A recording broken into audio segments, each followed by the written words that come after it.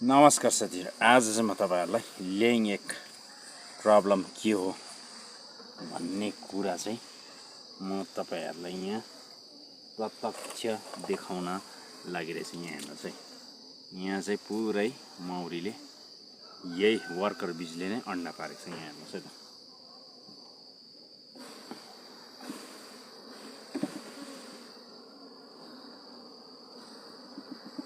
यहाँ हेर्नुस् तपाईहरुलाई म प्रत्यक्ष यो क्वीन सेल पनि बनाउन कोसिस गर्दै रहेछ है। यहाँ हेर्नुस् देखाइदिउँ म तपाईहरुलाई छेउबाट है, एकदमै छेउबाट। यहाँ हेर्नुस् सेलमा कतिवटा चाहिँ अन्डा रहेछ। लु हेर्नुस्, देख्नुहुँदै होला है। यहाँ हेर्नुस् एउटै सेलभित्र 4-5वटा अन्डा चाहिँ छ है त। यो क्वीन सेल भएको जग्गामा हेर्नुस्, हेर्नुस् यस्तो बिना अन्डा पारेको छ है त। यहाँ देख्नुहुँदै होला एउटै दुलोभित्र कतिवटा अन्डा चाहिँ देख्नुहुँदैछ।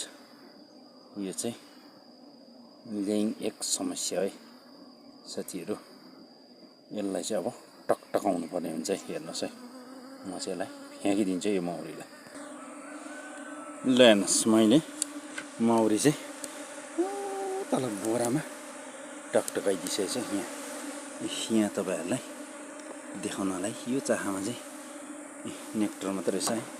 यो चाहामा हेर्नुस् अन्डा। लु हेर्नुस्, यो चाहिँ वर्कर बीजले पारेको अन्डा है। यहाँ हेर्नुस्, यस्तो हुन्छ है।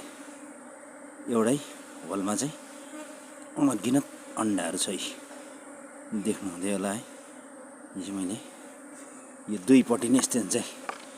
यहाँ हेर्नुस्, यहाँ नेक्टर टल्किँदैछ है। यता रहेछ।